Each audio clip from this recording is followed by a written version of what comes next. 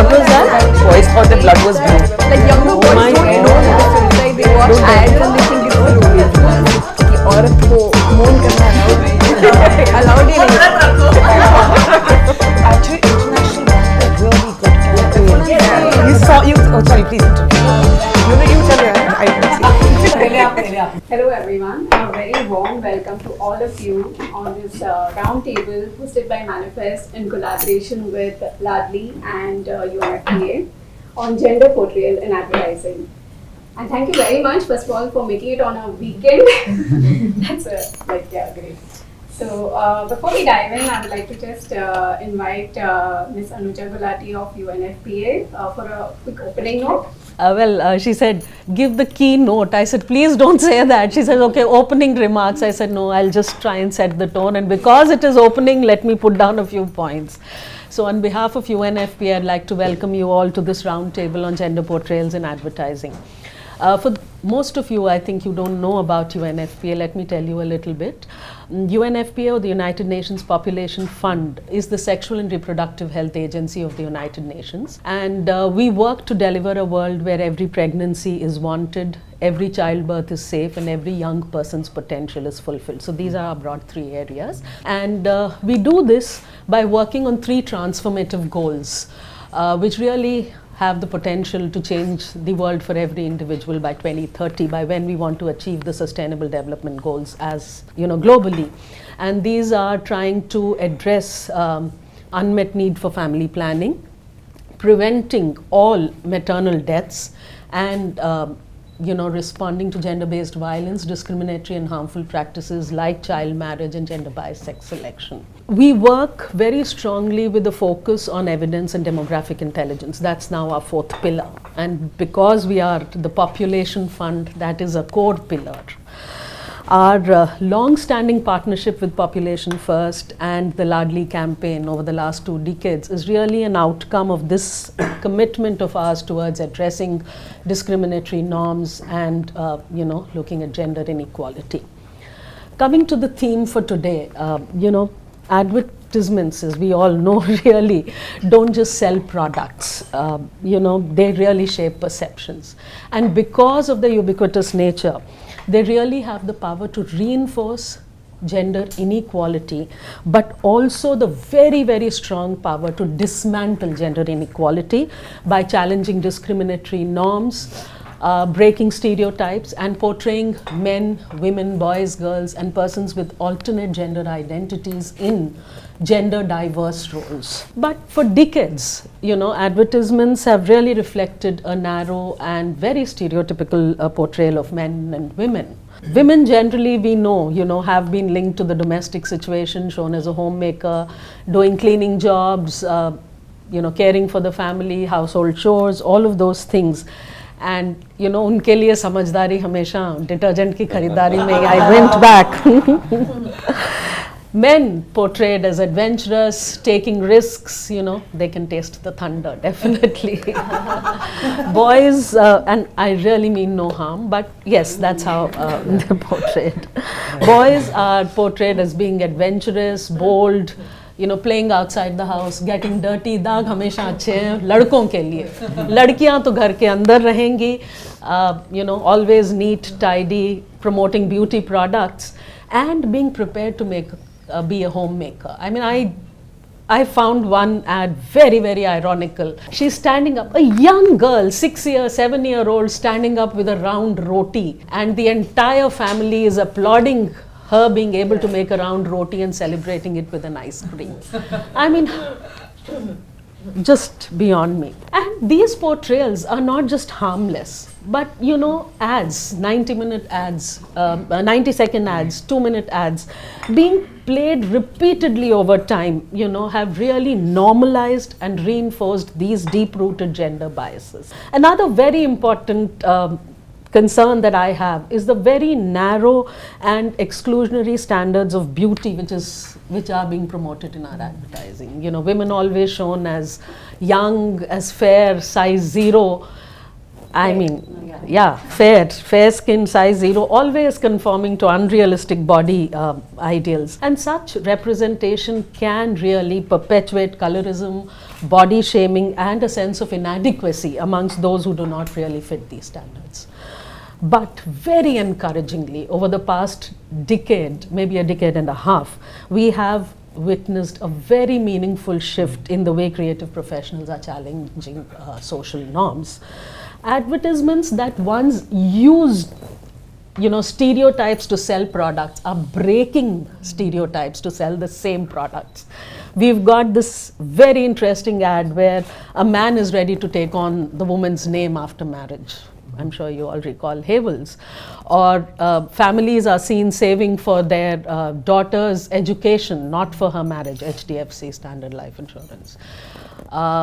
We also had this very interesting ad by Raymond's where the husband says, okay, I'll stay back home to take care of the child when the wife has to attend an important meeting, or where women and girls are shown in very, very diverse roles. We have the Horlicks ad, but one ad that I just cannot forget and I show in all my training programs is the Gurdeep Singh and daughters thing, and your ad of Badhaiyo Bitiya Hui Hai. I mean, these just don't leave the mind. But two particularly powerful examples really stand out for me. One is, Ariel's Share the Load campaign. Very simple yet transformative question it has raised. And that question is laundry only a woman's job?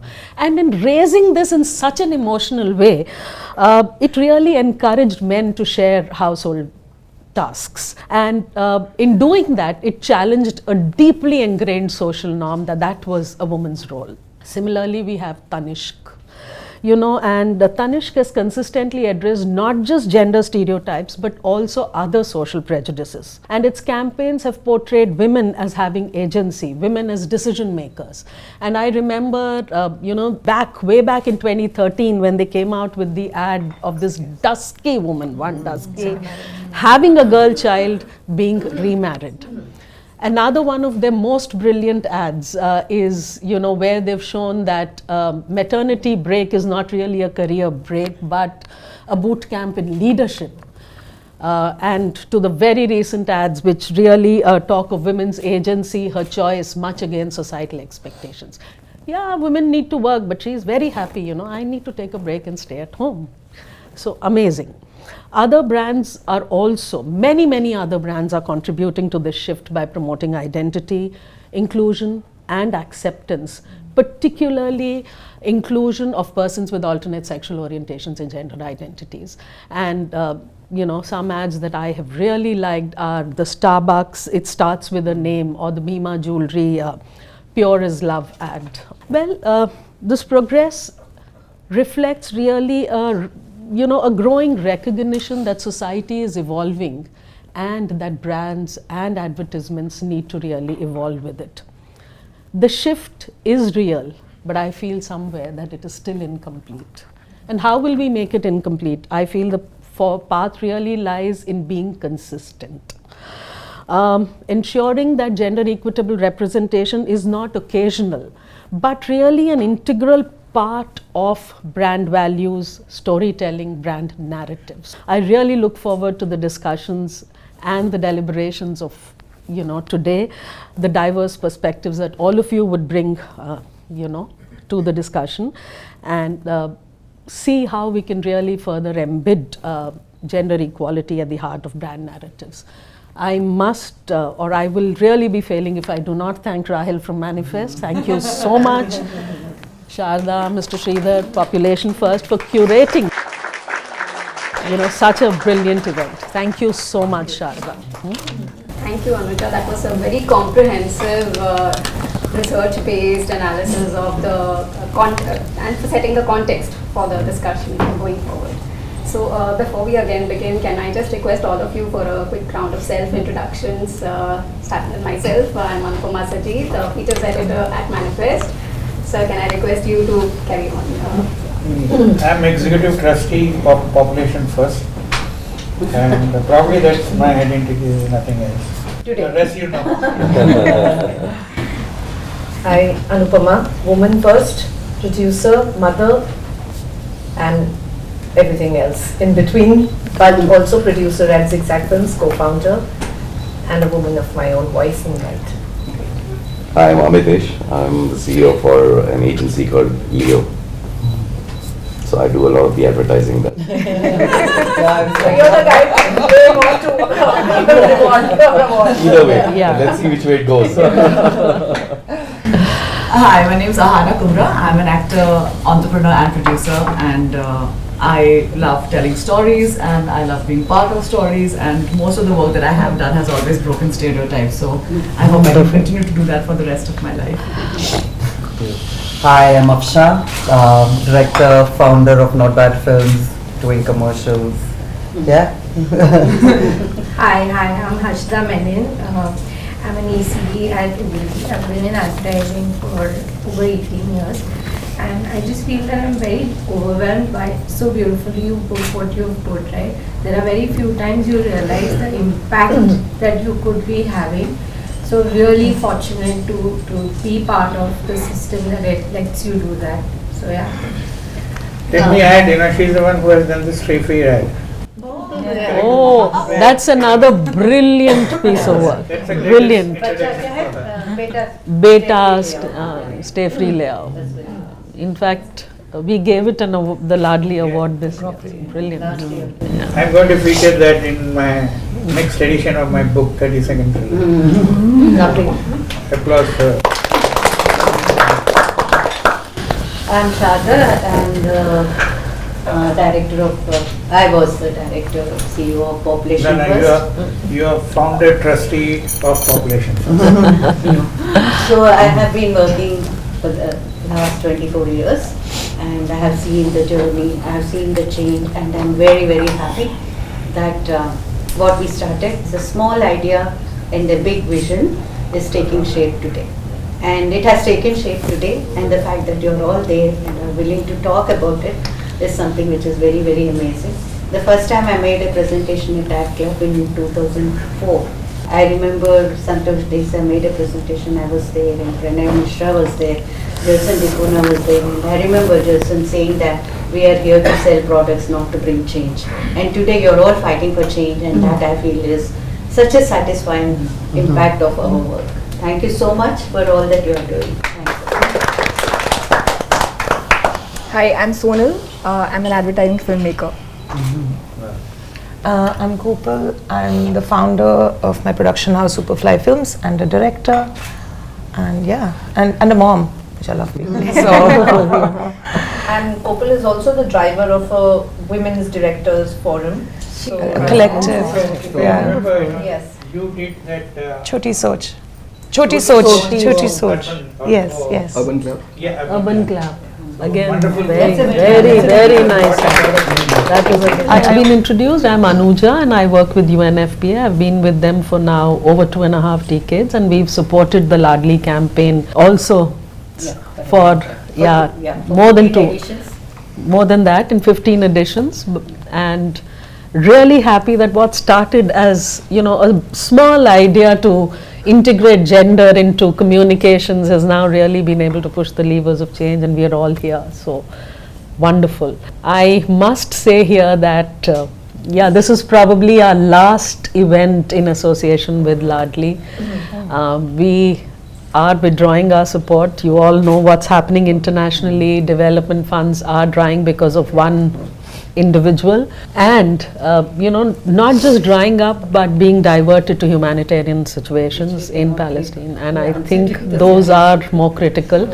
But I really and sincerely hope, Mr. Sridhar, Sharada, that we will be able to continue this. So I don't say I am withdrawing support, I will continue to be with all of you, and hopefully we can get some funds for Laadli, and I think we should have the good news soon. Sure, inshallah. Hi friends, Ramesh, Narayan. I've been an advertising agency person and an advertising industry person, I think, all my life, and I'm glad that I've been able to be a small part of all the things which you've heard of. Huge part, He's actually a mentor of Indian advertising industry. Yes. Correct. He is on all the bodies, and then people, these guys, IAA and everything, the amount of work they do to encourage the industry is really commendable. They are selfless people, apart from leaving their own companies and leaving executive positions to dedicate themselves to the industry. Thank you, sir. Thank you. For mentoring public. Thank you. I'm Tara. I'm the marketing head of Duolingo English Test, and I am also the co-founder of a female-forward platform called Vitamins 3, which is very focused on answering questions that people find taboo or don't want to talk about. So it's simple questions around sex health, education, fashion, beauty, and just try to bust some of those myths that exist for women out there. Right. So I'm Andy. I've been an advertising person all my life, but of late I have joined the pharma space. So I work in an agency called Medulla, which focuses on pharma and wellness advertising. But my real focus is what I'll bring to the table, and I hope to bring to the table is a pharma perspective to women's health, because that is very, very critical. While I do get, stuff like Ariel and all does get a lot of the footage, I get it, right? But the thing is, back end, when it comes to pharma advertising, when we do healthcare advertising for instance, Apollo hospitals and so on and so forth, there's a lot of subliminal cues that we put in, which may not get to see the light of the day otherwise, but it does, and we try our best to, do something there. And I think women's health is the key for women's improvement overall. So So I hope to add a perspective from that end. And one of the focus areas for them is reproductive health. Yeah. So did you make the Lily ad? No. Obesity ad? No, we did some work on obesity. We did some work on obesity. Is it withdrawn? We did some work on obesity, but that was showed to guys, so nothing to do with women. No. But what, for instance, I'll give you an example. For Apollo hospitals, what we did was, typically whenever there's a pre-health check or a health check involved, there's always a guy who's shown, as if the guy's health in the overall family perspective is very important. And most women also, it's also a problem there. They say कि अच्छा पति को पहले आप health का देख लेते हैं, मेरा बाद में. So they keep pushing their own health in the back. And what happens is, willy-nilly, most hospitals show the guy as the hero when it comes for a health check, not knowing that it's actually a women's health is more important because she's running the family. So in Apollo, for instance, we did a little bit of change from a strategy point of view, from a look point of view, to portray only women when it came to a health check. I mean, see, those are little things. I get it. Those are not big ass commercials, but they work. Yeah, and the other thing is, whenever women's health is seen, it's only seen with regard to her reproductive health. Exactly. Exactly. So there is a huge sugar screening. Our general annual checkups are not focused on. Even in our communication as NGOs, we focus only on reproductive health most of the time. It takes a lot of effort to push people to talk about other health issues, which are very important, as important as they are for men, like BP regulation, sugar, cancer checkup, so many things, kidney, this thing. So recent study shows that more women donate kidneys than women getting kidneys. Even women's heart health is Women's heart health is very important. There are some basic problems, and Bollywood is partly to blame for that. Whenever there's a heart attack, it's always to a guy, and he always clutches his, like this. Okay, and somehow miraculously recovers in many cases. But the thing is, when a woman gets a heart attack, it's not here, it's right at the back. And that's such a wrong portrayal of, of things. It's, and Bollywood. I'm sorry. I'm really sorry about that, but you're not. It's like Amitesh and I will get cleared, and Popstar will get the flag for the advertising you do. We had You're already framing it as flag. This is decided before we start. We had in fact undertaken a 5-year-long program on integrating gender in medical education. Right. And we saw that sex aggregated disease data was not available. Our textbooks were so gender stereotypical. Yeah. I mean, textbooks that are considered Bibles, there's the Park in Park, it took us 10 years of advocacy to have a sentence changed which said, doctors, beware of women who've been raped, because they could falsely be claiming that they were raped. I mean, textbooks, gender disaggregated data, contraception is only a woman's job. Men are nowhere to be seen. And again, a lot of the countries, you'll be surprised, when they talk of modern contraception, they don't talk of condoms. So, you know, so this was a very interesting program that we undertook in Maharashtra, and we were very glad that the Academic Council and Board of Studies, you know, of the medical university here accepted those modules for 5 broad themes, but we couldn't do it for all. That's really paradoxical of many other conversations that perhaps we'll have today as well. The STEM sciences, globally, STEM sciences, not just medicine, the number of women who are in STEM sciences and doing better than men is very high, right? But the model of the narrative is not that. The outward facing narrative is not that at all. So that, you know, maybe it's a function of time, I don't have a ready answer, but the paradox is fascinating. The paradox is always, it is very fascinating, but the entire thing is, we've all been so patriarchal, you know, and when he says having a man, you look at every single communication material of the government, and again I'm going back to the health department, it only has boys or men. And women are there only for reproductive health issues, you know, you're pregnant, go for an institutional delivery, and even postpartum they're forgotten. I want to show this thing where all the advertising people are mentioned, women in advertising are mentioned. We need more visibility like that, because we just don't see how many people are there in the industry and what is happening and how they are changing the narratives, how they are actually, you know, fighting the system in their own subtle ways, you know. So this is the kind of visibility we need for women who are working, as you said, in science. Like so many successful scientific experiments are being led by women, but where do we have the data somewhere, you know, where you say these many scientists have done this much of work. So curating the data and then also showing it in advertisements and films is also very important. The other day I saw a movie where she was a geologist or something, scientist, and half the time she was only running around in you know, short clothes behind the boy. And I said, what is she doing? What is her profession?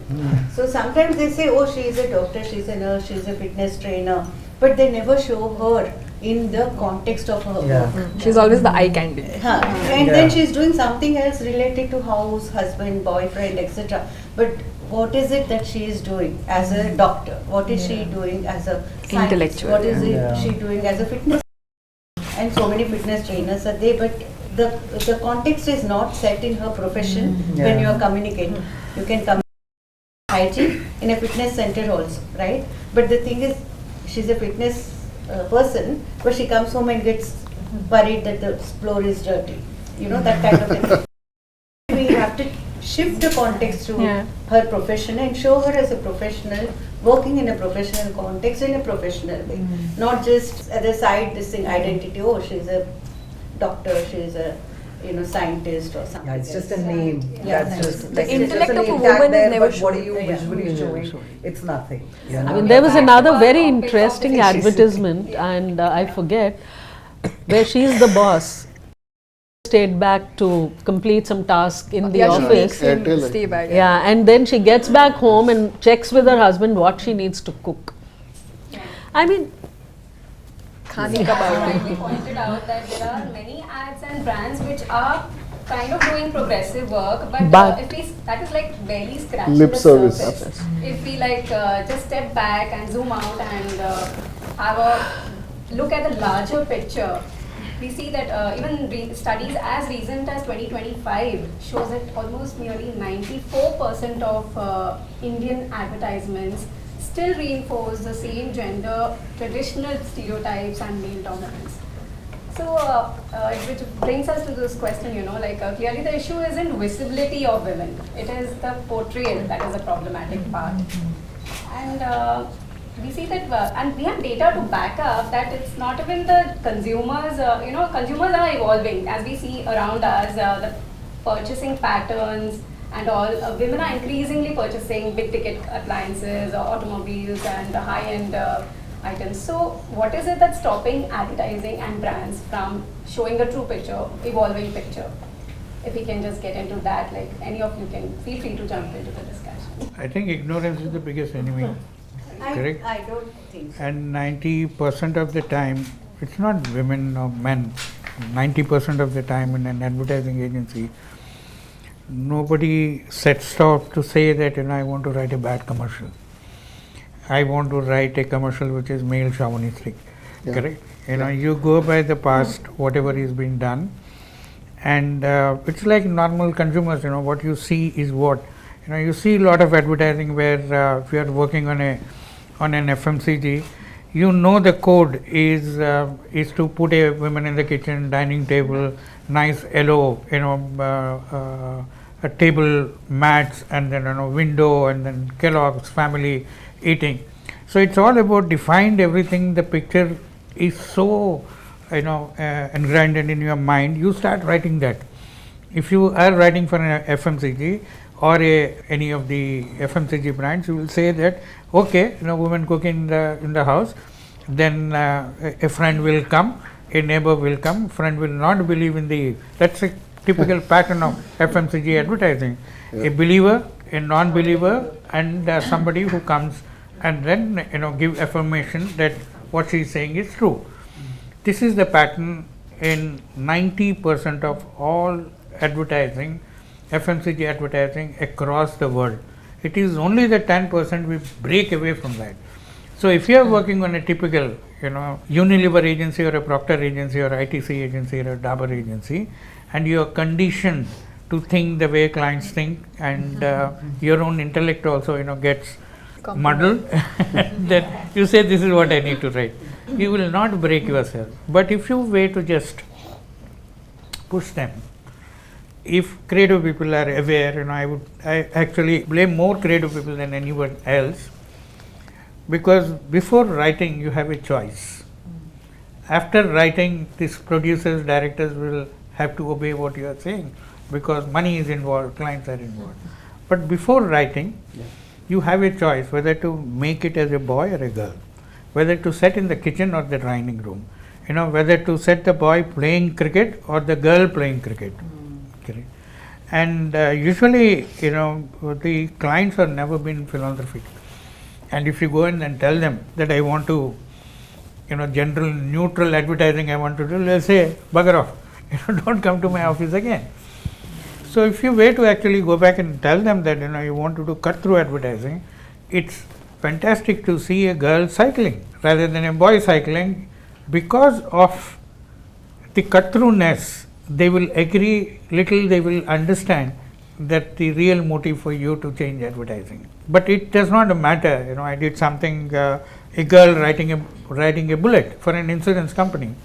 The client questioned, why it is all motorbikes, it's all boys. I said, no.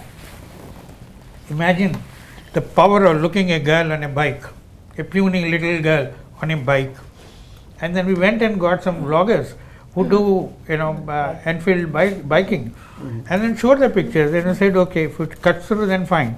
He didn't understand the value which we are trying to bring in. But really it worked for them because the imagery is so powerful, and then made many girls have the courage to ride a bike like that.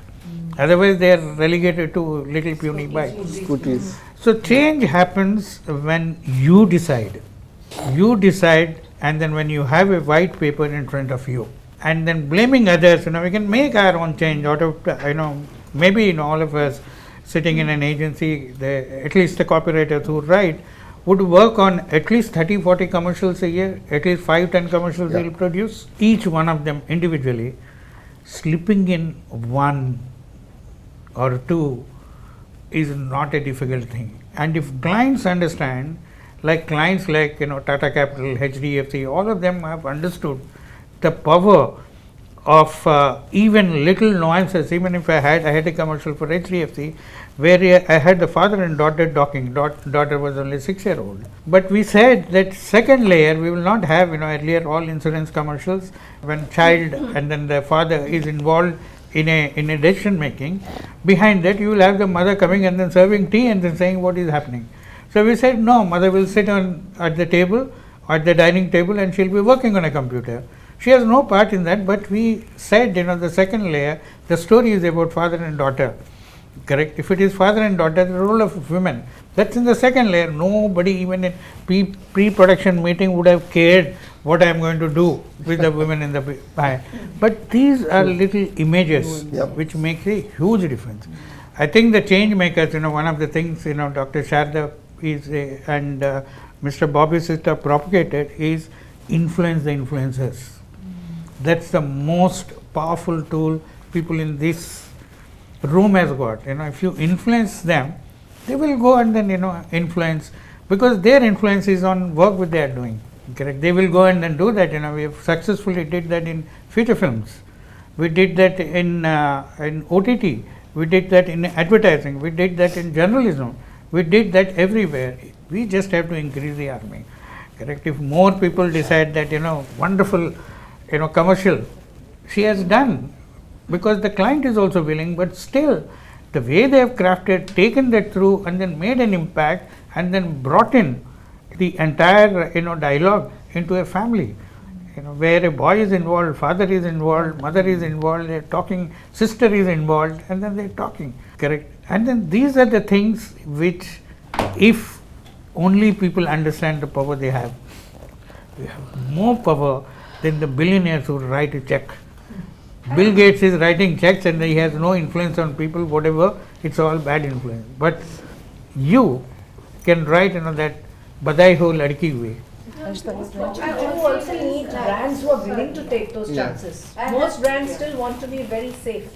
But agencies have the power to change them. I think Harshada's trying. I'm sorry, I'm talking too much. I think not allowing you to say. But I want to say one analysis that I have done of the ads. I have been reviewing the ads in Campaign India magazine since 2000 till recently 2013 onwards, and I used to grade the ads and give a score. The gender on gender sensitivity.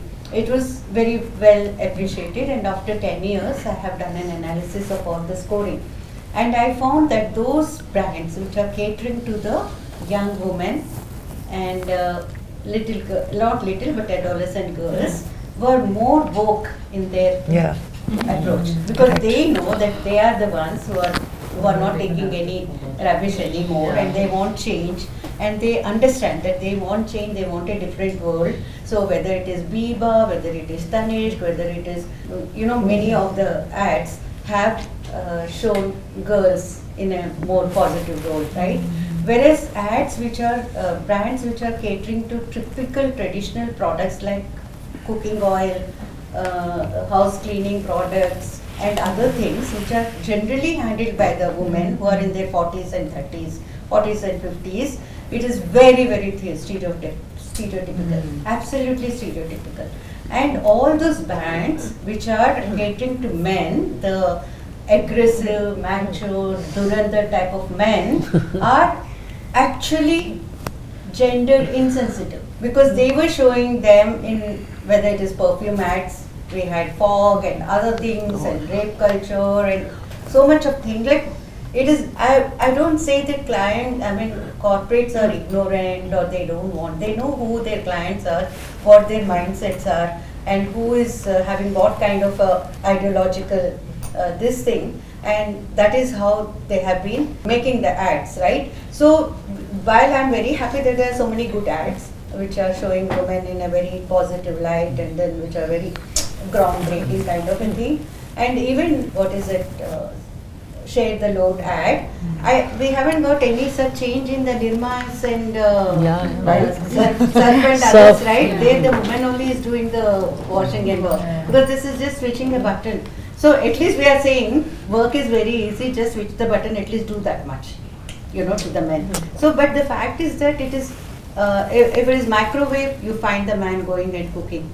If it is something else, you have men being shown in the kitchen. But when it comes to traditional cooking, traditional oils, it is always some women who are shown in a very caring, it's not wrong, but in a very caring, in the typical emotional context of a house. Of the caregiver of the house, And yeah. then big ad, like the ad for the motorcycle, which we gave an award to. And there are so many ads which are making a difference, thanks to the creative teams and all. But by and large, the corporates are quite aware of who their target audience is, and they cater to that. So maybe I haven't done that. Maybe Procter and Gamble may have some ads which are very, very progressive, and may have some which are very, very stereotypical. It's not, as Anuja said, it is not a stand that we are taking in general. Even now, if you see, the current commercials which are, they're all, see, it is a matter of commerce, correct? Yes, if that is how people behave, and then you have to sell it to them, you have to sell it to them. I think that's the fundamental thing about this business, right? Yeah. I mean, is this an ethical conversation or is it a commercial conversation? I think personally believe a lot of the conversation is ethical, and ethics are important. They are fundamental drivers of society, of culture, and of business. But sustainable change in the direction that all of us perhaps want to do needs commercial basis. The difference in your analysis is a very interesting one, because when you look at the different categories and you see the differences in stereotyping, to me the genesis of that is commercial. Yes, of course. It is pure commerce, right? And advertising is one of the both the beauty and the challenge of this business is that fundamentally it's a commercial business, right? That's why it exists. But it intersects with culture.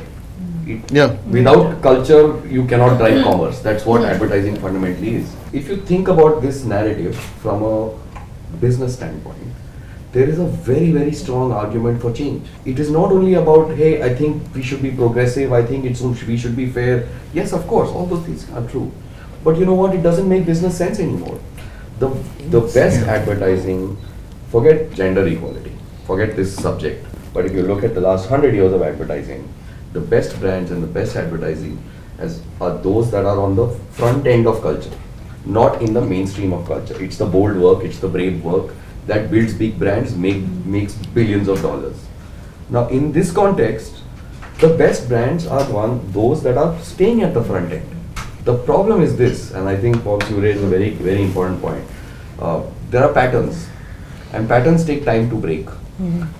I don't think in an advertising, brainstorming room with a bunch of creative and strategy people and clients in the room, I don't think there's malicious intent, but there is invisible intent. There's a difference. If you understand the difference between malicious intent and the invisible intent, problem is just this, that I'm working with, decades of patterns, and I'm not pushing myself, whether I'm a client or a creative person or a strategist or whoever in the business, to break out of the pattern.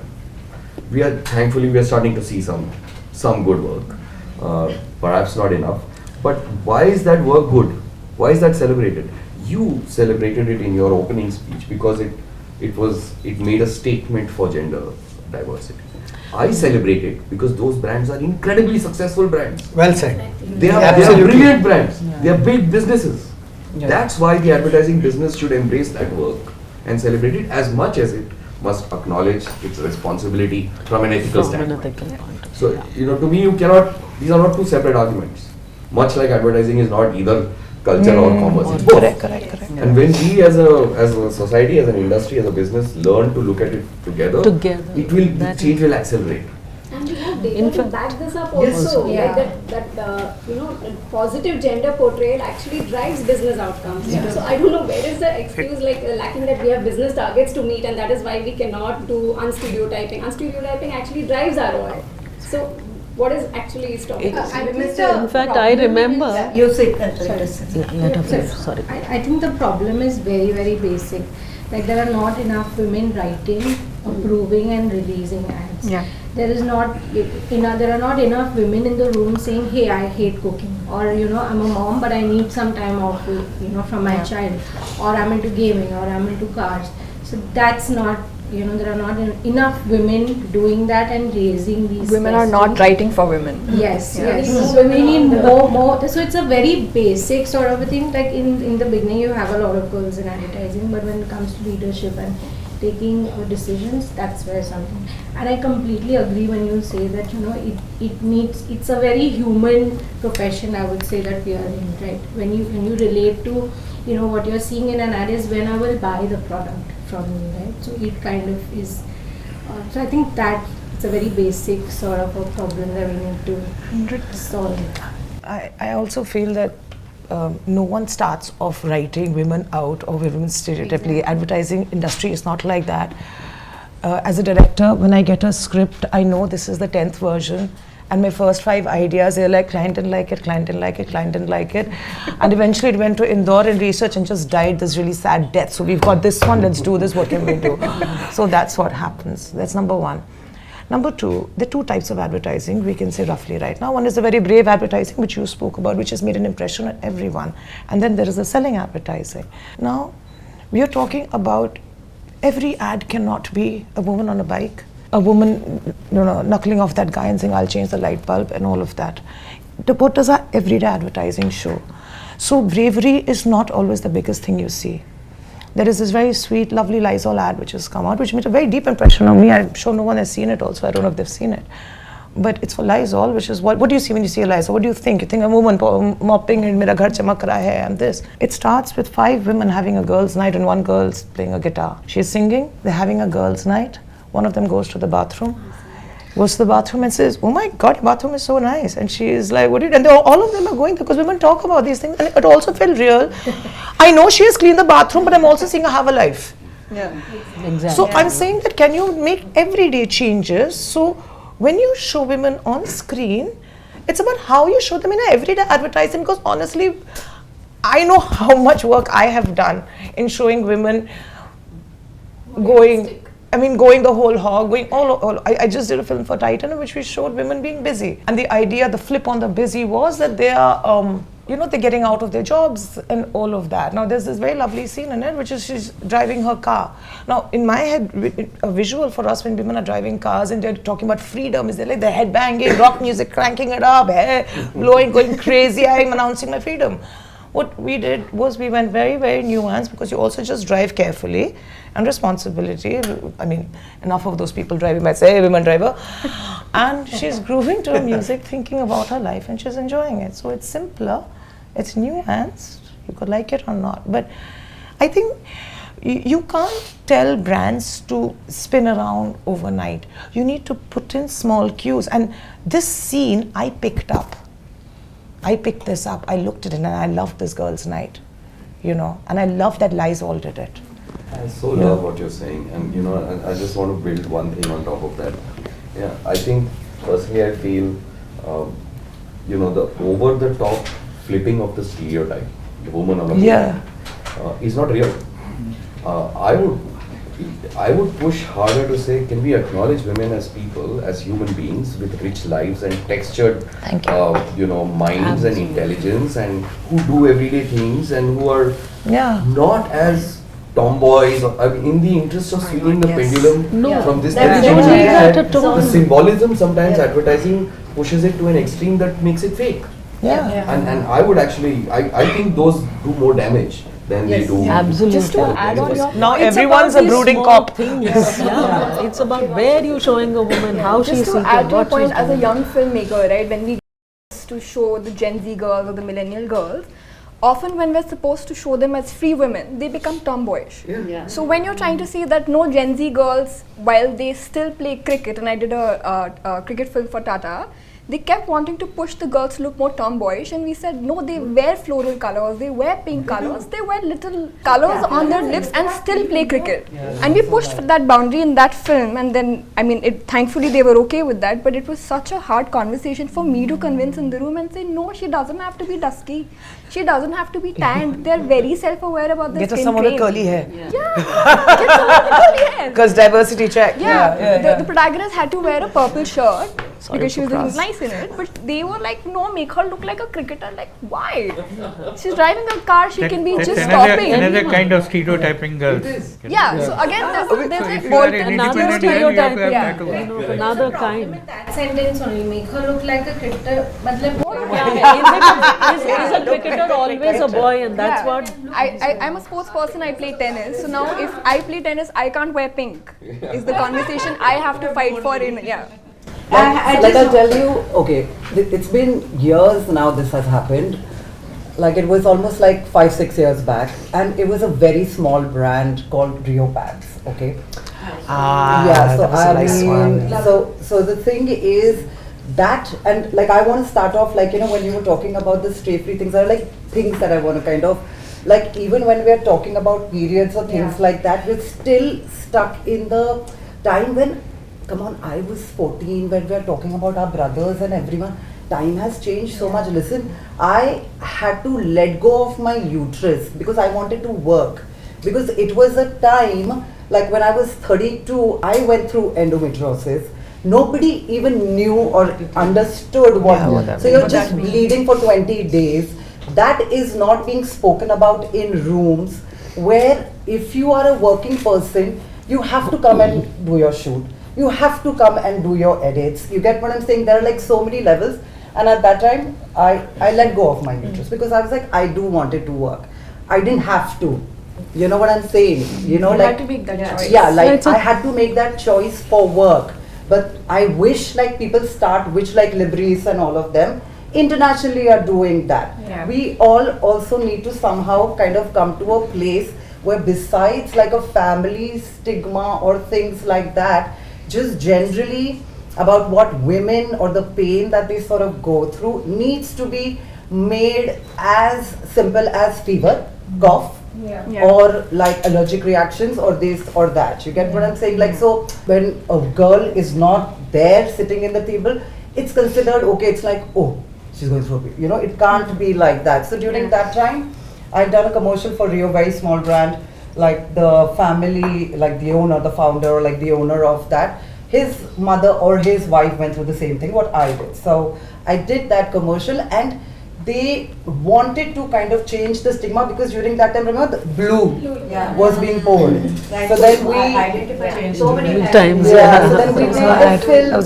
We did the film where we were like, okay, let's do red. And we started like after the film was being made, they were like, okay, they started airing it on prime time, like during 9 p.m. and it was banned because like there were women only writing letters saying that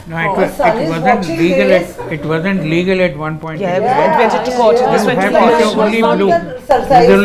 What is this red?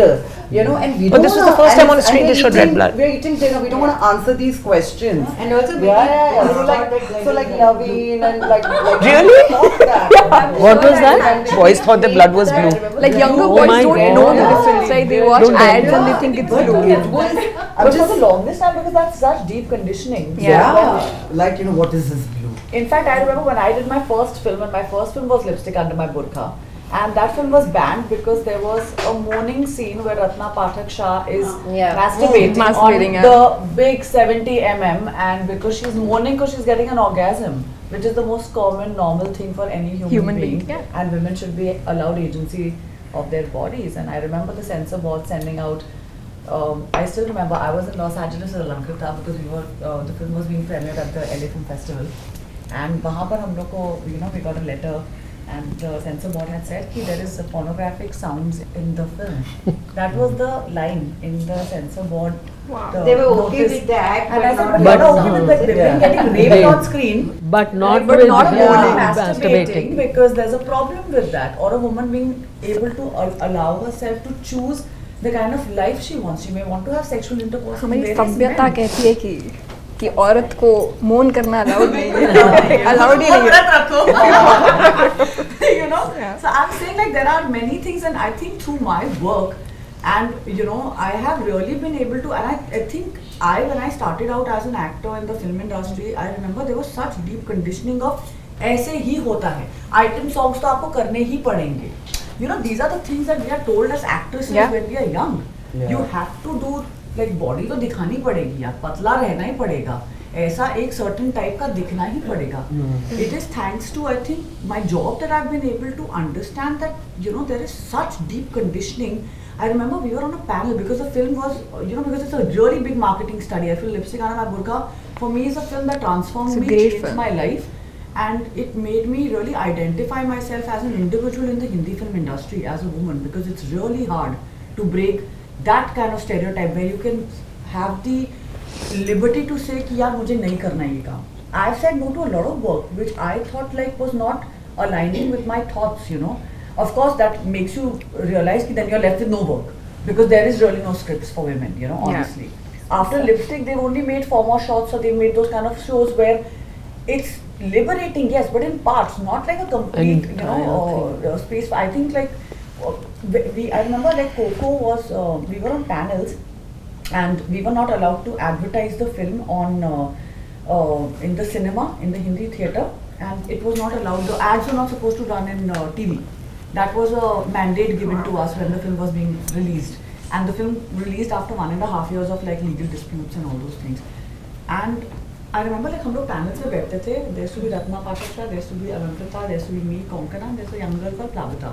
We were literally 5 people from different age groups, different like walks of life. Like सब लोगों ने अलग-अलग काम कर रखा है. किसी ने like कुछ काम किया, like Ratna's done certain type of work, Coco does a different kind of cinema. This was my first film, Plavita's first film.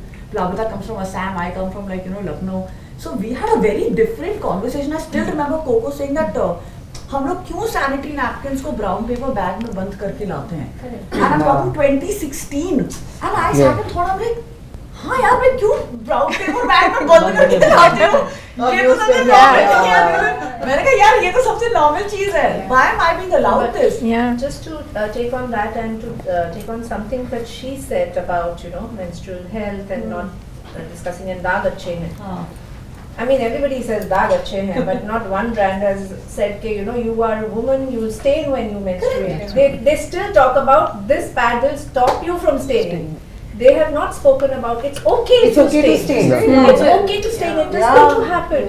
And it's bound to happen. So actually, International brand did a really good campaign. Yeah, that's what I'm saying. You saw you. Oh, sorry. Please continue. No, continue. No, you tell. I know. There were fighters and like boxers and all. They were bleeding women, and they made the blood was here, and they made underwears around it. You know, so like it was such a powerful. But that's what I'm saying. We are all it was such a good campaign. We need to go so much more higher in terms of like the kind of campaigns that we need to make now. The world has gone very forward. You know? I have just one question there. Sorry, but if we are allowed to stain and we have to stain, then what is the role of the product?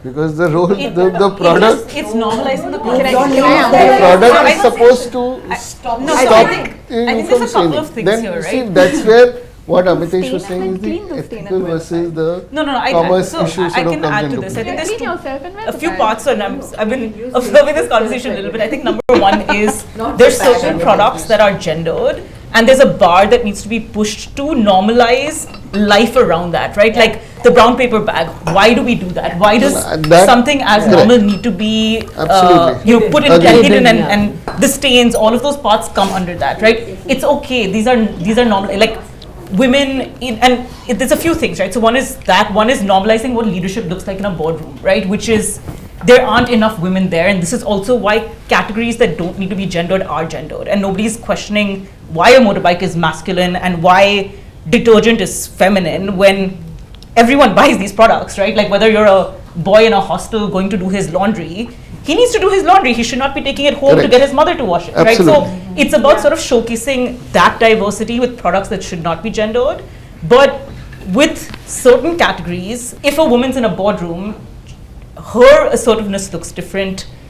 If a woman's a mom, what maternity leave looks like is different. I buy all that. But my point is that if you're sitting in a boardroom for 3 hours and you're a mom, a recent mom who's come back, there aren't structured breaks given for her to actually go and pump and things, and there's a possibility of you then leaking, having issues, and these are not normalized conversations, and that's where the conversation around the stain is coming from, right? The thing what you are saying, I think it needs to also come from like a creative team where like the whole, maybe the sort of campaign needs to be built in such a manner that you are like, come on, like if you're talking about like whispers or like the stay free, they're never going to go anywhere. They're going to always be there. Yeah. You know what I mean? It's They're not just always about going to be whisper or considered stay as that important. Oh. brand. It doesn't But say you that the can- product Fair doesn't enough. work. Yeah, you can speak the language that we serve your purpose, but it's okay It's for okay, you to yes. stay. And for example, a detergent Exactly. was It's- the ad it's saying okay. that, Life hey, you now. know, you're दाग doing your normal best है, at night. you Don't know, worry about वो it. चीज़ हम कभी नहीं करते. It doesn't mean the product doesn't work. Fair enough. There was a time advertising was not. The fact that the brand is called Whisper. The brand is It's called a- Whisper. I have a problem with that name only. Amitesh, would you like to answer that? That's Amitesh's We brand. do the whisper work. Yeah. But I will tell So- you, Rather loudly they do it though. But it's made a done good very point about beautifully. Education system, right? Yeah. Now, Whisper is a brand that lobbied for years, right, between the client Procter & Gamble and the agency to introduce a chapter in the NCRT book which did not exist. See, there is a real problem. It's a taboo. It's not an advertising problem. It's not a movies problem. It's not a men's problem. It's a women's problem. It's a problem for the last 2000 years of civilization, certainly in India, in rural India, that this is a stigma. Now, part of what advertising can do and brands can do is to break that stigma. Break the stigma. So we actually introduced a page in the NCRT chapter, NCRT book, that was period education. Now you tell me, is that advertising? Is that business? Is that culture? I would argue it's all three. It is all It three. made Yeah, this it is all three. the most successful brand in that category because it's working hard to address a And real educate problem that people. women face. That I'm not even allowed to talk about this. I don't even know about it. Forget talk about it. Yeah. I don't have even no know idea. what's happening to me, right? And I think that's where there is this. The old narrative of advertising is a mirror of culture. Correct. Yes. I strongly disagree. I think it's not a passive mirror of culture because it has to mirror culture, otherwise it won't work. But it also must push culture. It has a role in also. It shows a mirror to culture. shaping It shows a mirror to culture as well. Passive mirror. Both. The passivity of advertising is where this conversation, I think as an industry we must take flack, if you want to use that word for it. Ownership. But I think we do have a role to also progress the conversation. While we can't not reflect culture. I mean, then we don't have a reason. Then this business doesn't exist. And if you see, the stereotyping of Indian consumers is also wrong. There is no one India. There are 7-8 layers of India. Correct. There is this part of the India is competing with Paris. Correct. Is competing with Milan. And there is another India which is called Dharavi, which is competing with Sudan, Oman, correct, and Nigeria. So there is, when you actually say that, you need to understand that there is different culture, different economic conditions and different financial conditions of people. And then they are, if you were to look at, their brands, which go from one end of the spectrum to there are loose packs.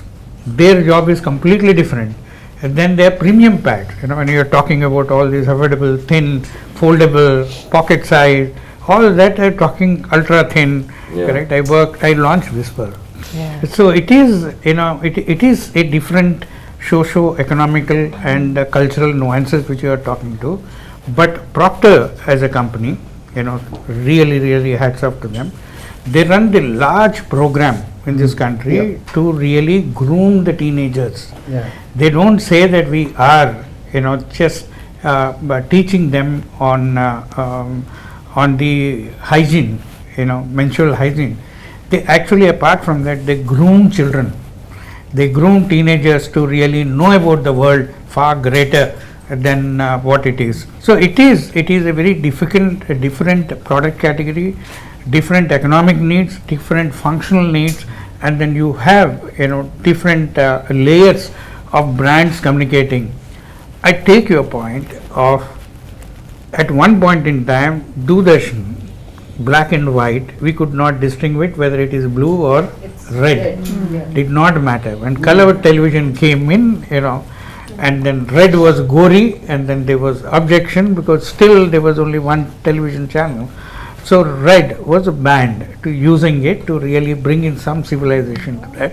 And again, it cannot be advertised, before 9 p.m. because children watch that. And they banned. The children should not. Satellite television came in, regional television Once came upon in. a time. Today, going back to her point, advertisements were banned going before back to her 9, way back. point, today digitally you can control. You can talk to Paris here, and then you can talk to Nigeria in 5 kilometers from here, and then you can talk to people in different way digitally. There is nothing wrong if you are courageous, not even courageous enough. If you have common sense and business sense, you will talk to modern women saying that okay, go ahead and then show your mark. You are women. Long back they didn't buy for Imami. I went and did a campaign for them, showing that it's okay to show your pimple, celebrate it rather than hiding it. Lovely. Correct. Go and then celebrate. You are grown up. And now you don't have to take shit from the world. Go and then celebrate. So it can be, and then you can talk to that audience, which are completely different. They're more aware. They have a different lifestyle. They are more, confident about themselves. But you can't take this campaign and then put that in a wrong context. It becomes no business sense for them. The product will be banned. People will be. So slowly, the change will happen. And it takes its own course of time at 1.5 billion people. In 2 years probably it will be 1.6. Without you knowing it, we go to And 2 yet, billion sir, people. There is a girl in India very recently on March 13th who was not allowed to go and use the washroom because she got her period midway in the board exam. Those are the things that we need to stand up for. See, whatever is there, as people and can talk to people. these are things that really come from the community. Taking on from what you said and absolutely away from this conversation, we were doing a program with young girls and women in Kalwa slums of Thane, and huge taboos around menstruation. And women would say, नहीं वो 5 दिन हम kitchen में नहीं जाते, मंदिर को नहीं हाथ लगाते, आचार नहीं छूते. So there was this young girl who came up and like this we were recording. She said, एक चीज मुझे बताओ, and I was there facilitating and there were others there. She says, जो औरत मंदिर के सामने बैठ के फूल बेचती है वो 3 दिन चली जाती है क्या? वही फूल लेके आप अंदर जाते हो? And that's a livelihood for her. And then everyone was quiet. And then this small thing changed the entire conversation. And there were women. And one woman just came up and said, सब तो पैदा उसी से होते हैं ना, फिर उसको गंदा क्यों कहते हैं? And when we recorded this, we started showing this in the community. And that small thing, I mean, it was not an advertisement, but it was just to break the, the taboo around the whole thing. Shouldn't to think. As a girl, I remember, जब मुझे periods होते थे, I would be like, नहीं मैं मंदिर नहीं जाऊँगी. Then one day I was just like, मैं मंदिर क्यों नहीं जा रही हूँ? And this is because I was stopping myself. Nobody in my family has ever told me कि तुम मंदिर मत जाओ. किसी ने मुझे ये नहीं बोला कि तुम पूजा उस दिन मत करो. Because I've heard it from so many people. In my head I was like, but मैं क्यों नहीं करूँ यार? I had to fight. And what if you are inside a mandir and you start menstruating? What would you do? That's where advertising can play a role. Absolutely. You look at the latest Whisper work, since we were talking about Whisper, right? Period age in India has gone down tremendously. 8.5, 9. Yes. Change. Especially. There's a very beautiful ad on that. So what we did with Whisper, we wrote a song because you can't educate a 9-year-old girl with some PowerPoint and diagrams and biology. That's a brilliant And what does that piece. song say? Periods का मतलब healthy होना. बहुत उसको हमने पिछले साल It's with the young girls and 2 years back I think we gave that the Laadli award. Advertising can do that, but you have to also recognize that advertising is one small sliver. Small part of it. It's a sliver. I think one piece is, I think we could do an entire discussion on periods and women's health and ministry, like all like contraception, like all of the things that come around this, because this is, it's a huge area that needs education and conversation. But I think if we look beyond even categories that are women focused, like pads, when you look at advertising at large, I wanted to come to what Pops was talking about, which is the first thing we do when we do segmentation of audiences, whether it's on the advertising side or the client side, is you categorize by gender. That's the first split. You're like, oh, this product is 60% male and 60% female, so we should cater to a male audience as your first segmentation. That, I think, is the first thing that needs to change, because it's exactly what Pop said. A young girl in Mumbai might have a lot in similarity with a young man in Paris. Why are we removing gender when on passion point, on age, on their desires in life, on the products they want to purchase, they might have similarities. That boy in Paris might want to use an amazing kajal that this girl in Mumbai might love as well. And the issue is you don't see those parallels happening because the first dividing factor is on gender. And I think that's the first thing that needs to change, right? Because that's where the divide happens. You know, the interesting thing is, again, you were talking about thunder kind of work. The same problem advertising has with men. Yeah, exactly. Yes, we see you don't think thumbs up. Exactly. But absolutely, I agree with you. In skincare, they have the opportunity to kill male and female. Exactly. They can look at what Tira's done by getting a male ambassador, right? They're showcasing that beauty is not a women's category. In the first place, they have so much scope. You know, because I don't think people are buying it. Oh, this is. A man can use a female product. And why does it have to be black? I loved that. Like, why is the packaging black and charcoal to be like this is a man's face? That was such a brilliant. रोते नहीं हम हर बार बोलते हैं, but आप इसको बदलिए, आदमी रुलाते नहीं. You know, that was a really brilliant piece. Yes. I feel that we put a lot of onus on girls and women. Yeah, we it's do. very important to raise our boys. It's extremely important. I just want to say one thing. Mrs. Sister always used to say that gender sensitivity doesn't mean that we are undercutting the profits. He says good advertisement can be gender sensitive and commercially successful, like many of the advertisements have shown. There are some good advertisements, so-called good advertisements, which are so woke they don't cut eyes with anybody. It looks so very contrived and bad. So there is also a tendency towards getting too woke on communication, which is also not good because you are doing a great disservice to the commodity. And as Mr. Sridhar said, that we have to understand who is the target audience, and there are certain changes, like you said, that we need not talk of something dramatic, earth-shattering, totally unrelated to reality of our clients. But I feel like there are some ads which have really shown smartness, and very successfully they have done it. Like recently I saw one ad for some investment, SIP. You know, the son and father are discussing SIP, and the mother is cutting vegetables on the table, and he asks, what do I want? Franklin Templeton. Mother, mother speaks in the male voice. In a male voice, He speaks in fluent voice, and he says, "Huh?" And then, suddenly he says, "Huh? Aisa?" So there is it's a very funny ad. When you see, you laugh, like you smile. It appeals to you, but it also drives home a point that you are taken more seriously if you are a man than if you are a woman in investment advisor. So Sridharji has said it is important for the creative people to apply their mind and say without toppling the general tendency. I mean, whatever is accepted, to bring in those small nudging or small type of thing. I'll tell you, like, we've worked on something together. It never. I'll tell you about one step. Okay, it was a beauty thing, like our skincare product that we did, and the scripts were really very nice, and I think the agency really tried to push it, where just as a concept, like, how you have 15-20 seconders, it was just a 20-seconder that spoke about, it's not a product that is changing you, it's the genes that you are born with, like, your ancestors and things like that. That's how, like, it's a very simple point you sometimes make. It's not a product that is all of a sudden going to change you and make you look like Aishwarya Rai. You get what I'm saying? It's like, okay, how are you born? Where are you born? What, all of those things also impact. They didn't let it come out only. But very true to what you mentioned and what Sharada mentioned. I recall about, and you were there at the discussion, we were there when we were in Mr. Mohammed Khan's office, and he said, why don't you rewrite all the taglines to make them gender neutral and see would it really change anything.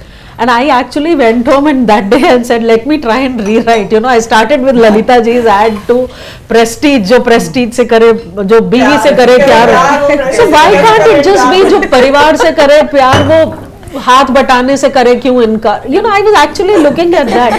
And yeah, commercial is something very important. But then, can you make it neutral? Those little changes, those subtle changes that both of you mentioned and this whole thing, really will not make a difference. It will not make a difference if the creative person is sensitive. Correct. It is all in the hands. Nobody dictated him or her to go and then use Abhishek Bachchan and Aishwarya Rai and then put down Aishwarya Rai like that. Correct. And then take her pride away by giving her a prestige cooker. It is the sensitivity of the client. If client is not sensitive, you have to come up with an idea which actually celebrates the couple and then maybe her more than him. So it is actually comes back to how aware you are, how sensitive you are, and what is the kind of story you wanted to tell. And boils down to that. It's also about the Nothing market. else. If there's no one answer to this, Yeah, what category exactly. I mean. There's no one answer to the brief separating gender or not. If I'm selling male underwear, I'm selling male underwear. There's right? some categories If I'm like selling that. gutta, There are very few categories like that. The point is consumers are men. my point is there are very limited categories like that. No, I don't think so. I think there are a lot of categories where the large part of the consuming demographic is gender specific. You will acknowledge that, you must. Now, in doing so, you don't have to be stereotypical in your portrayal. Absolutely, that's the only Yeah, thing which no, so that is exactly what, you know, you selling male underwear, but you don't have to show power of like even cars. For example, let's look at automobiles, okay? Because automobiles is a What was very balanced. it's a category that we present as very masculine, when so many women are decision makers in purchasing of that. in categories where I think she should ask more questions, otherwise we've not changed the topic. I'll be happy to see her show. A woman making her way. A woman. You want to ask more questions? Do you want to ask more questions or this is because all over, like all these years, LIC follow the mad guy. Doesn't know what to do. Yeah. And that's the issue of financial There is a buffer services, competition. It's not of cooking oil being female. Why is cooking oil female? Everyone can purchase it. So you will always have that. It's not one answer. But my Auto, point I is, agree. Cooking oil, I agree. There are categories which need not But be. there- They are unnecessarily gender separated. like what I loved was like, for example, how Who's Lux separating? That's the broke. whole point. Who's separating? Like when you looked at Yeah. Lux soap, The guy right? who's Like they were like, this is such a writing. female soap, and then they put Shah Rukh Khan in a the guy corner. who is Like that is actually breaking approving a. it. These are the two things. huge stereotype. Yeah. No one else. guys, we need to answer one by one. Guys, guys, Guys, they're recording a this. lot with the pink soap. Okay, guys, Afshan, guys, we need to she has more answer, questions. and we need to answer one by one because they're recording this. They're not going to get a, they're not going to be able to make a video. We can do the casual discussions outside after this. Everyone just answer one by one, I think. It was an amazing conversation, and I'm so glad that we had this conversation. And I have been looking at two more things. One is work brief, right? Yeah, I want to actually bring in Tara as a sole brand representative and a marketer. If you could, like, how do you convince stakeholders, investors, board, and clients, like on pushing narratives which are more inclusive, which makes not only it also makes businesses. How do you push that? And like, if embedding brief inclusivity at the stage of briefs itself, would it help? Like, I mean, because I think why leave it to the last layer of execution, to the creative? Absolutely, I think there's two things there, right? One is when you look at certain categories, right? Like I work in testing, right, which is education. You're purchasing a test, right? Like education, unfortunately, does skew more male as a category.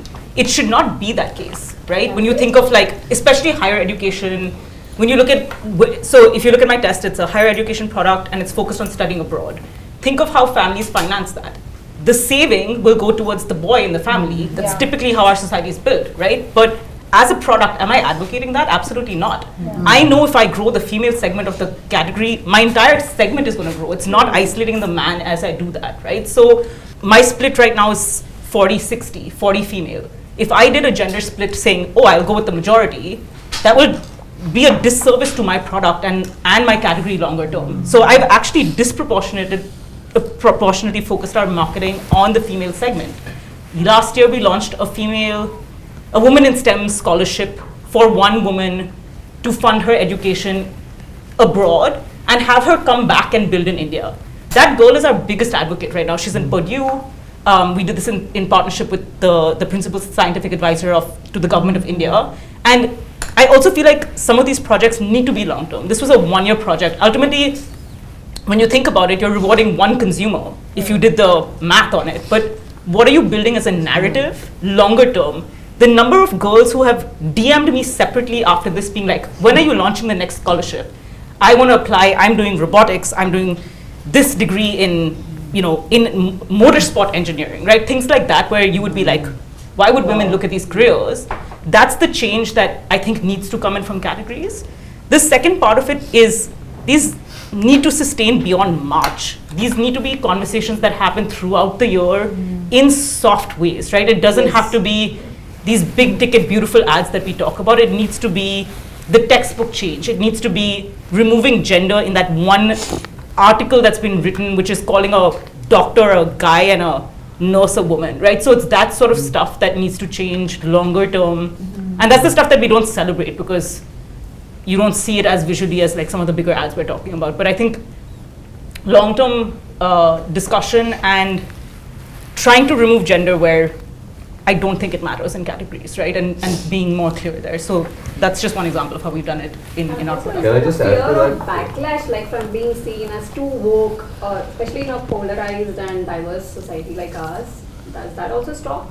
I just want to build on actually a very important point that she made on your question. I think the burden of, or the onus, I shouldn't use the word burden, of doing this is not on creative people. It is on strategists and it is on marketers. Because if fundamentally you don't bake this into your business model, into what your strategic thinking is, then you will not be able to do what you are correctly saying we should, which is do it through the year and sustainably and build business through it, as opposed to create an ad that has a woman on a bike.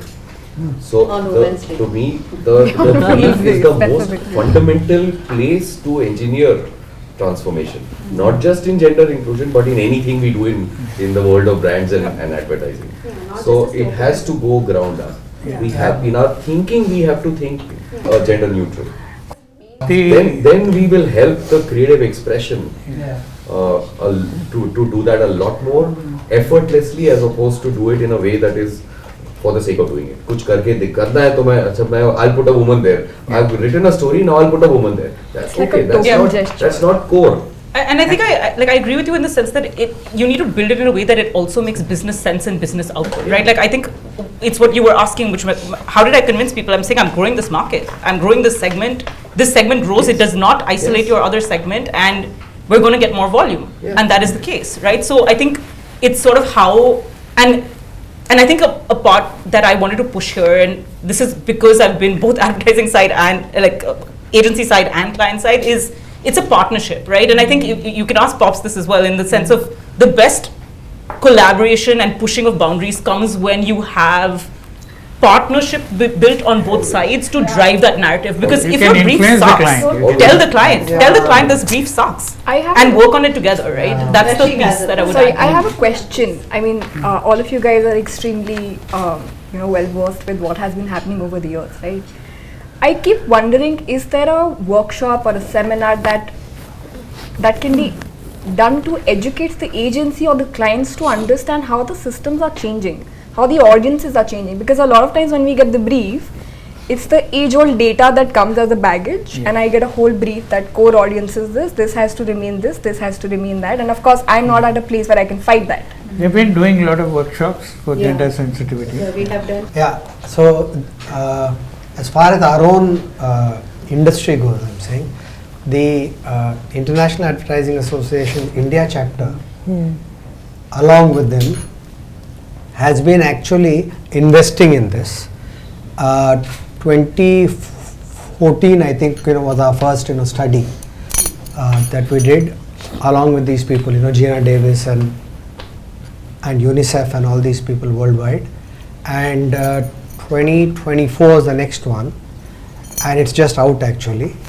And we hold, seminars every year, and we in fact, go agency to agency, and we have, I think, have gone to about, I think, 6 to 8 agencies in the last 2 years now, and explain all these things to them, saying that, look, there is a huge, change going on in this world, wake up to it. And I must add here that if you see the numbers of 2016 and 2024 now, there's a sea change, okay? So you know what, all of us are still anchored in that, no, he will think like this and she will think like this and all. He and she have stopped. Now, all of us are still, thinking like that yet. It's not they them. Yeah, sure. And it's, this survey is there for all of you all to see. I'll be happy to, share it with you all. I'm sure. Yeah. We're supposed to do something off camera now. Yeah. We were But supposed to do something, what Sonal was mentioning, but we have. Voice of change.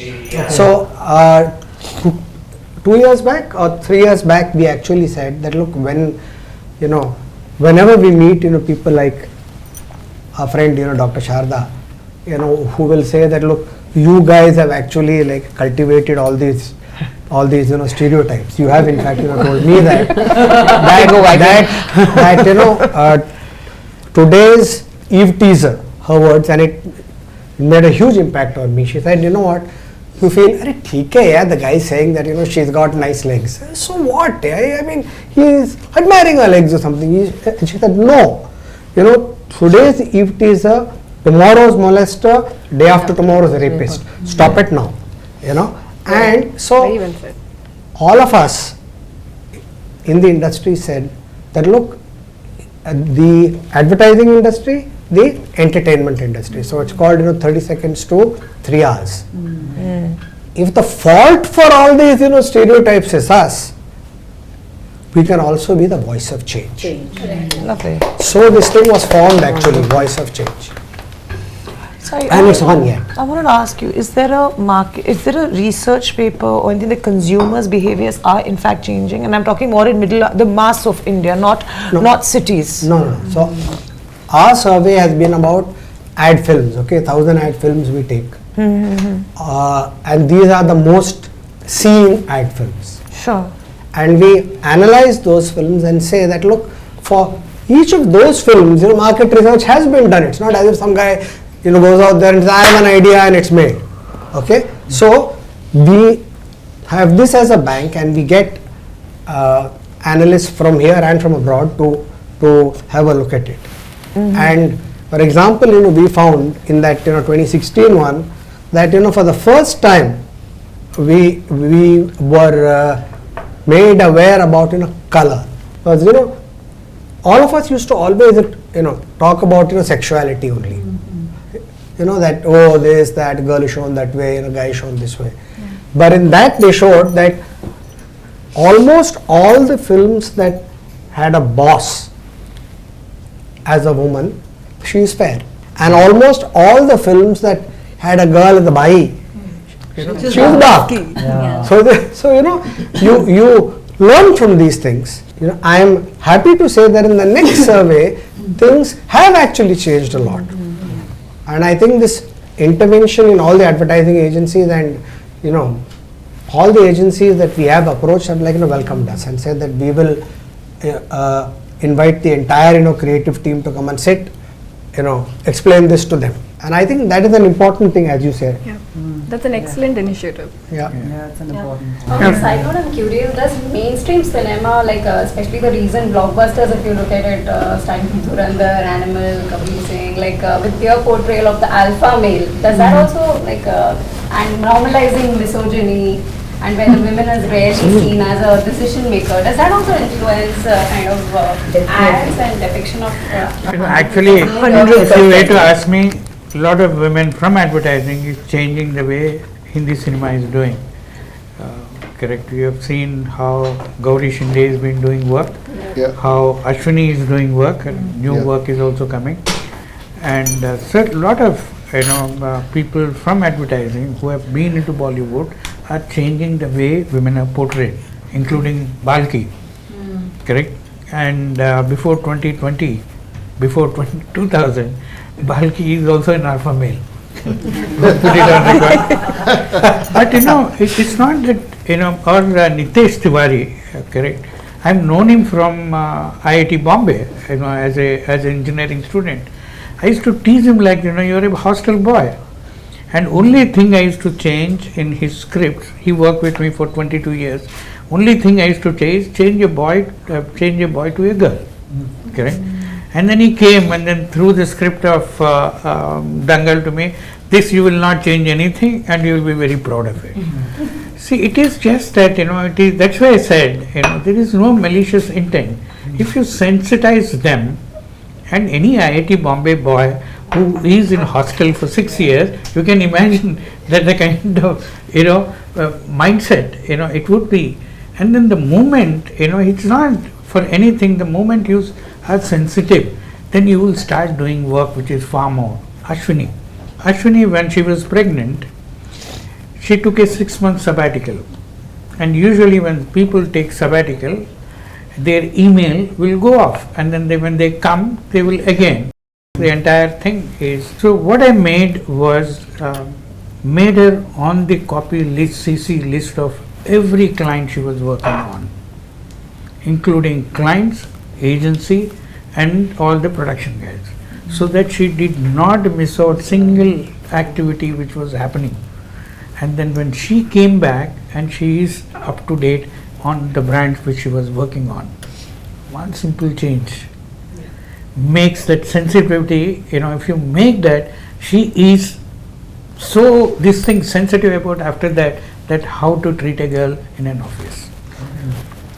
I just want to. I know there's so much to talk about. Sorry, can I step in on just this one? See, we are talking about male toxicity of Dhurandhar, Animal, whatever.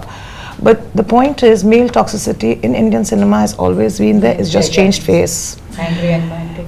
The angry young man, the Eve teasing cute boy. All women thought that till they weren't Eve teased, harassed, had the dupattas pulled, had men stop them on the way. You cannot fall in love. The language has become fancier now, which is alpha male, toxic world, and whatever. Now the woke world has all this. The violence was there then. It was tomato blood now. Now it's real blood, but it's across your OTT. It's everywhere.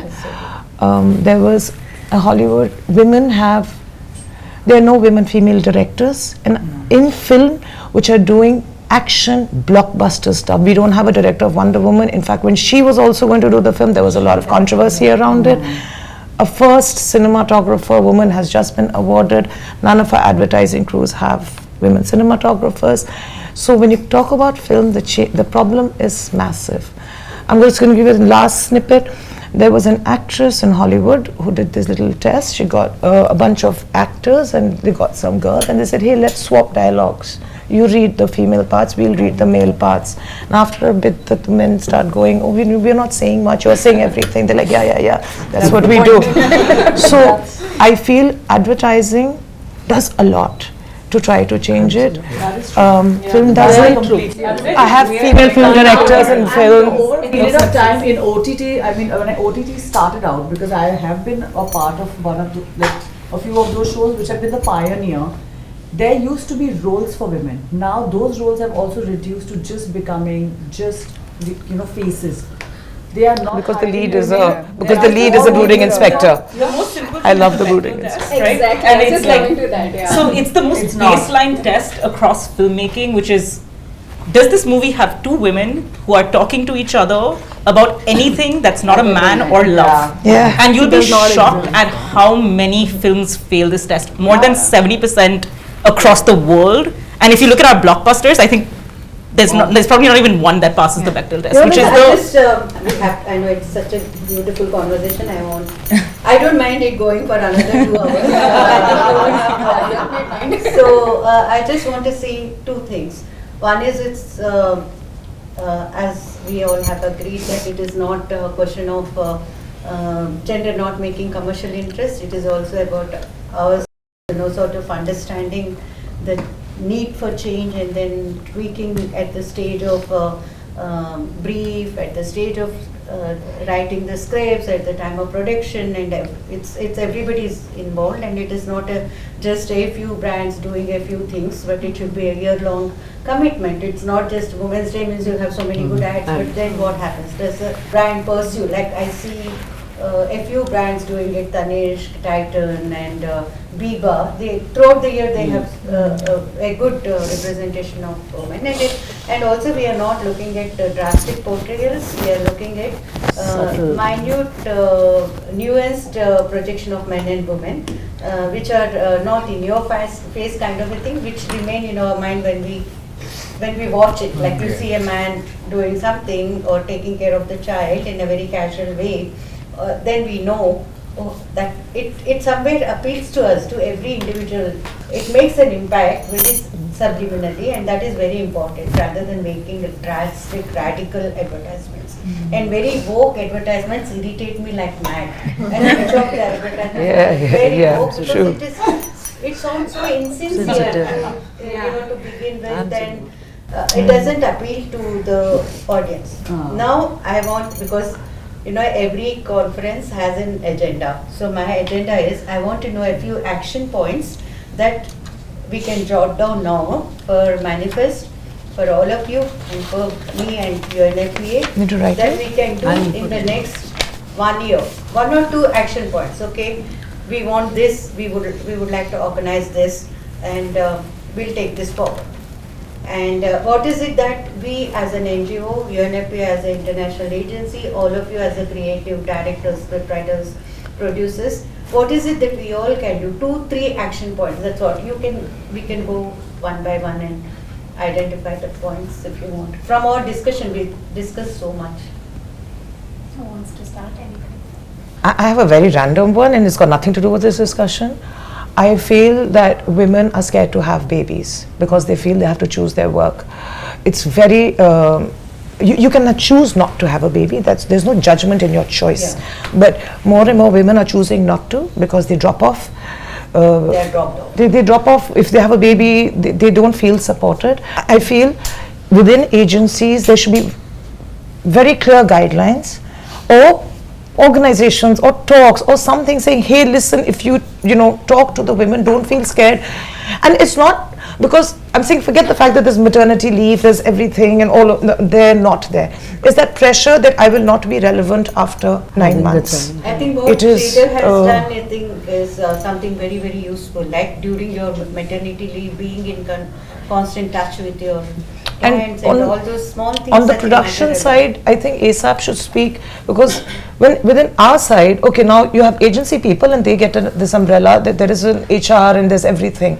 Independence, I've had DAs come and talk to me and say, Ma'am, I want to have a baby and I think I have to choose over my career. Right. So does ASAP get our producers together and we can organize the talks for the girls and say, look, we will get so many production houses to commit taking you back into work. Something like that, but it has to be done. It has to be done. Because we're shooting great stuff, we're not doing good stuff. I think that's an amazing suggestion, because we have to talk about those on ground work situations also, because it's not just about communication, it is also how gender sensitivity the agency or the industry is. I think that's something very, very important. Sharada, can I just come in for 30 seconds just to let all of you know, and taking on from what you said, that UNFPA has just launched what we call the Coalition for Reproductive Justice in Business, where we are looking at approaching, and we are working with the private sector, and I've talked to you about it. And we will be very happy to bring in, issues of sexual and reproductive health into this community as well. If you want us, we could help you, with lectures, with experts to come and talk about it. I mean, small things. Again, for me, something that you mentioned, very, very important. Egg freezing karalo. But how? I mean, what are you trying to say there? Are you trying to say you cannot have babies during your most productive years of work, and putting the woman's health at risk? IVF thrives on this insecurity, right? IVF business is thriving on this. that. It's so infuriating. So we are very happy to support you with these sessions, and just to let you know Let's that. make one action point that all of you To work. please, I'm in it. Okay. please get back to us Yeah, sure, with sure, what sure, kind sure. of workshops you would like Want to to have have. in your industry bodies, and Yeah, we can all talk maybe about we should organize at least 2 workshops in this year. Yeah, sure. Not very ambitious. I would propose, I can do 2 things. One, aiming at advertising agencies, correct? Equality, and then whatever, we need to have working conditions. One for film production fraternity. Film production. Yeah. My daughter is we are also in ready film to do production, that for and you. I understand, how difficult it is. More to talk about. So both the things we can separate, and then we can do both. Sorry, no, not very clear. The conditions for women to work, Huh, correct, in advertising agencies and production houses. If there is any awareness needs to be built, we can take up with UNFPA, do a workshop separately for film production, separately for advertising agencies. Probably HR will be involved in advertising agencies, and there is no HR in film production, correct? There are no women only, it's all men. So it's not an organized one. Maybe in all the film producers, like how they did the round table for advertising filmmakers together, probably you guys can come together and then talk about the issues. I think, sorry, I just wanted to add. Please. I'm so sorry. No, I just go want to ahead. add 2 points to what Kopal has said. We also did we are doing a small video for Mother's Day, and we interviewed a bunch of females From our collective. So she directs ads, which is a women directors collective, and we're all part of it. Yeah, we're about 72 women as of yesterday, and we've interviewed a bunch of women who also spoke about the fact that while they were pregnant, they were working. There is a great film director who told us that while she was 4 months pregnant, she was on a car commercial in an outdoor location. So I think one of the things that we would love to do is educate and sensitize agency folks to choose women directors irrespective of where they are in their maternity cycle. The second thing, I personally honestly came to this panel discussion is because I wanted to also put out that one thing that SDA started with was, a lot of time women filmmakers don't get a chance to break genres.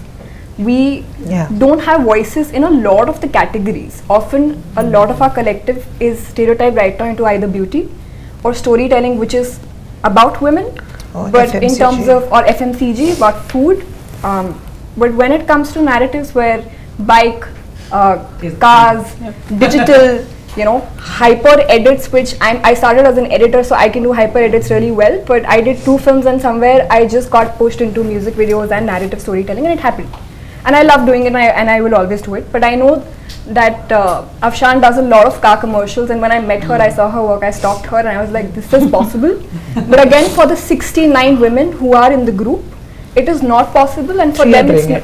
Three, Afshan, Aisha, and one more. Yeah, so it's like 69 literally of that's us. the numbers. I don't think that becomes a choice. If you have a good reel, somebody sees that you can do it, you should get so it. now it becomes sort of a problem of which came first, the chicken or the egg. They are the car guys, right? So like how you can shoot a car commercial if you I shot can a show car. you an edit or an agent. 40 years back, I worked with women directors in advertising. Pooh was one of the most happening. Amitesh were most happening. All these, and there is no bias in that. If you have a good reel, if commercials work out, they will do it. I don't know what is happening now. But I would I'll tell you,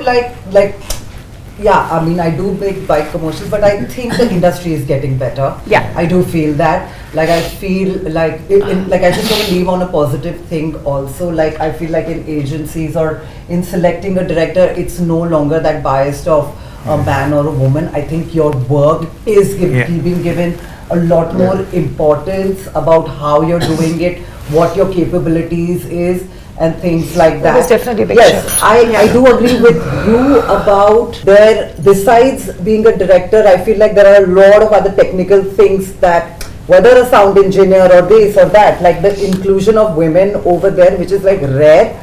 But I feel, yes, that just as while a director is selected, I do feel 80% or 90% that nobody's thinking, oh, that's a man or a woman. I think it's all about like Absolutely. which is a nice And I do want to speak I wanna speak out just on behalf complete of my the point. advertising Yeah, agency, sir. Yeah. fraternity I and community with a very clear conscience. I do not see a bias in selection of direction or production talent between men and women. I genuinely do not see I think my point got a little skewed, but I'll let you complete I it. don't think she was. Okay. That's not what I was saying. I know what you're will saying just complete- about. I know, but I want to just But I complete feel it. like that She wants to also. complete, let her complete. Yeah, I know. So my thought was essentially for young filmmakers who are often coming with the conversation to me and have often pointed out the fact that they don't get a chance. Now, I'm not talking about people who've already done the work and have had the opportunity to do this, right? There is a lot of time when we go into pitches, I have gotten feedback saying that, no, you don't, I don't think that the client is comfortable with you traveling. Now, this is 2016. I went to Leh and Ladakh because a boss of mine pushed for me. I'm not saying it is happening today. But for younger filmmakers, I still feel, and this is a conversation that I have had with the younger filmmakers, is why I wanted to put out there that the chicken and the egg, right? The first time filmmakers who are starting off, how do they get opportunities to break that genre stereotype for themselves? I do appreciate that point, but I will still make Yes, one please. more on that, right? And I think young male filmmakers have as much of a problem getting a shot Exactly. of success as women do. Yeah. It is very tough. It is very tough for them too. Sure. First. Second, in principle, it's not only about this. In principle, I don't think gender diversity is a quota argument. It should, in fact, it is damaging to women. And the very principle of inclusion and diversity to make it a quota argument. This is not about let us make sure by a quota mechanism that women get opportunity. No. No, Women there is get no opportunity quota. He's saying, fairly be on very merit. sensitive and then accept women also when you are encouraging, encourage the Yes, that's kind of what I wanted Yeah, we to should do. remove the bias for sure. Yeah. There should not be bias. No question about that. But I can don't assure think that you, should mean there should there be is not forced much of a positive bias. either. Yeah, I'm not saying the bias is that. Now, for example, a young filmmaker But I feel like- who's female and a male, when you see their trajectories together, and this is something I told Kopal also a while back, the male trajectory is always a little faster. True. Because they can network better. Right, They can go to parties better. right. Boys as a group. They are able Boys to is a network. group, I understand, that's what But I for say. a female, when she Hostile needs to mentality, network, yeah. she has 5,000 other worries before going into a meeting or a party. Sure. That's a real So- But problem. I That's a feel real like I problem. also feel like I can't go to parties because I'm always scared, like, am I supposed to drink? Am I supposed to not But drink? that's what I'm saying. That We are is getting something this, you have to this. try. I drive. See, Afshan, again, it's for the young Even when you're talking filmmaker. to younger directors, Yeah. I feel you need to ignoring also, me, yeah, like 1 second, like it is important because younger directors are coming and talking to you. It is important for you to tell them, go and make that bike film on your own, make something, put it out over there, prove your point. I think at this point, like it's a very harsh competition. Yeah. So there is no gender bias. It's competition now. Yeah. So I feel that in the commercial world, so I feel No, like 100%. yeah, You like have very to be different able to do language it. that I is think you being should spoken respond out. to your action points and not Yeah. debate each one. Yeah. Otherwise we'll be here for 2 hours. Rahil is getting tired doing this. Yeah. So we got one action Action point. point, Can we have yeah. 1 or 2 more action points? Small points, but it makes a More big difference. advocacy. I have a weird I one. think what? A really weird one. I am for all weird things, Yeah, so go that's- ahead. I think if I'm not wrong, it's Laadli, you have you recognize good work. Right? Yeah. I think you should recognize bad work. No, we don't want to go on that road. Because Just starting imagine if anything you bad had the top thing. 5 worst No. ads. Somebody needs to do it. Somebody needs to do it. That is going to create more awareness than the top 5 ads. I promise you. That a magazine can do it. used to do that. Bad ads don't Really? Bad ads do matter. Have it in the form of a poll. It's not It's like that roti, Yeah, you round roti ad. Recognize it, yeah. No, I'm It's the saying, worst ad of the year. Recognize it. have it in the form of a poll, I'm saying. As a poll, you would have found out for the Because, publicity ad. Yeah, the points. Jury will not come for that, but I'm saying have it in the Lily, form I of have a to talk poll. to you about that script had come to me. Okay, then But someone can do it. Also. Ravi will have a heart attack. He's always doing like this and this. Like I can imagine your reaction to that script also. No. Can you tell me one more ad? Mr. Mr. He's leaving. But a point from you. I feel, voice of change, it'll have to go to a lot of more agencies and to a lot of more associations. And I'm sure the IAA will be quite happy to do it. So, I'll stay in touch. Yeah, advocacy. Okay. Because we have with directors group, we have ICW, we have so many other. On that note, there's one point that I'd like to add to your. Can we do anything with ICW? Tell me. Of course we can. We can discuss that we'll it. put it as a point for action. I mean, I've not thought of it right now, but we can discuss, what we can do maybe offline. I think women also, get inspired by other women. Yeah. Maybe there is a platform that we can create where, we learn from each other. Like ICW is one. We're all girls who are learning from each other and pushing each other. I was part of another, See It Be It, which is this thing where you've got 20 women. You're learning from each other, right? You know that somebody is, can do well, right? In leadership. So I think that's one platform. So mentoring, senior leaders mentoring. Maybe that's one tangible So, and also I was also thinking I love this. I mean, I feel like whenever I'm kind of going and doing in kind of roundtables or doing events, it's always people of my age group and less. So I think the inclusion of all age groups together. Thank you.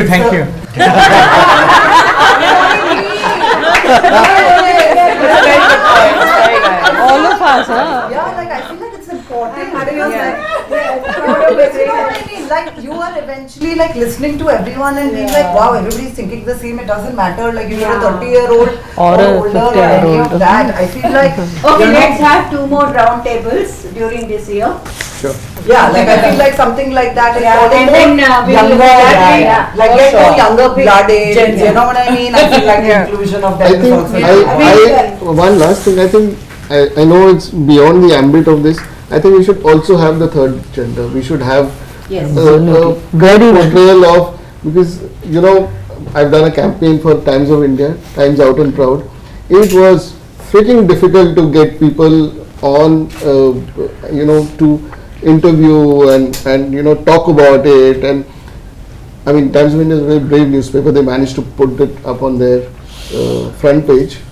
But I think we should not limit ourselves to just women gender. I think we should go to the LGBT plus community as well. So let me summarize the action points. Sorry, one on my and we can go offline. As an action point is, I think there's 2 critical points when it comes to gender portrayal in advertising, which is the pitch and the brief. And I think having gender sensitivity workshops on how to make a brief and a pitch stronger, and I think that is both client and agency side. So something that nuance on language, all of that. Very good. That's a very important point. Ramesh, Narayan. So what we have got lots of action points. I hope we'll be able to do. One is collaborate with Kopal for having good workshop. Give me a suggestion. You have to walk the talk now. So we work with you to have organized those workshops in whatever platforms.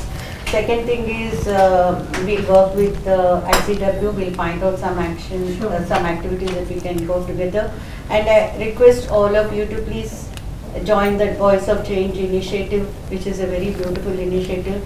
And there you can voice your views, you can make presentations, share research, etc., etc. That is one thing. And pitch and brief training programs, how to make it inclusive and gender sensitive. So those are the training programs. Did I miss out anything? Transgenders also should be included in conversation, and we should have more of these round tables. And representation of all youngs, all age. Younger people also in here.